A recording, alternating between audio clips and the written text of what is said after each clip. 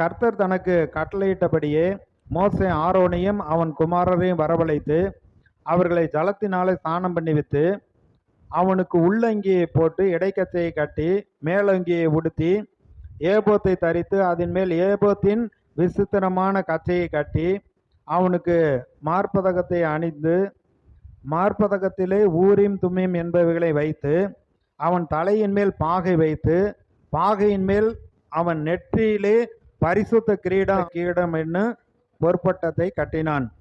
பின்பு மோசே அபிஷேக தைலத்தை எடுத்து வாசஸ்தலத்தையும் அதில் உள்ள யாவற்றையும் அபிஷேகம் பண்ணி பரிசுத்தப்படுத்தி அதில் கொஞ்சம் எடுத்து பலிபீடத்தின் மேல் 7 தரம் தெளித்து பலிபீடத்தின் அதன் சகல பனிமுட்டுகளையும் தொட்டியையும் அதன் பாதத்தையும் பரிசுத்தப்படுத்தும்படிக்கு அபிஷேகம் பண்ணி அபிஷேக தைலத்திலே கொஞ்சம் ஆரோனுடைய சிரசின் மேல் வார்த்து அவனை பரிசுத்தப்படுத்தும்படி அபிஷேகம் பண்ணினான். மேல தெளித்தும் பரிசுத்தப்படுத்துறார் மோசே. இந்த ஆரோன் மேலையும் அபிஷேக தைலம் அங்கே ஊற்றப்படுகிறது. இங்கே அபிஷேக தைலத்தை ஊற்றி அவங்க ஆரோனையும் அவனுடைய குமாரனையும் அபிஷேகத்தின் ரத்தத்தில் கொஞ்சம் எடுத்து அதாவது ஒரு ஆட்டை பிடித்து அந்த ஆட்டில் பாவ நிவாரண பலிக்காக ஆரோனும் அவனுடைய குமாரனும் கைகளை வைத்து அவங்க பாவத்தையெல்லாம் அது ஏற்றுக்கொள்ளும்படியாக அதை அடிக்கப்பட்டு அதன் இரத்தத்தில் கொஞ்சம் எடுத்து ஆரோனுடைய வலது காதின் மடலிலும் வலது கையின் பெருவிரலிலும் வலது காலின் பெருவிரலிலும் பூசினான்.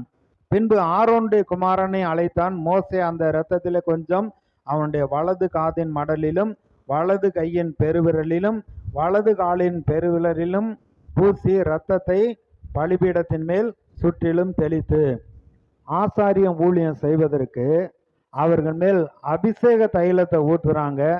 அடுத்து ஆடு அடிக்கப்பட்ட அந்த இரத்தத்தை எடுத்து காது பெருவிரல் பாதத்தோடைய பெருவிரல் அதாவது ஆசாரியன் முற்றுமாக கர்த்தருக்கு சொந்தம்.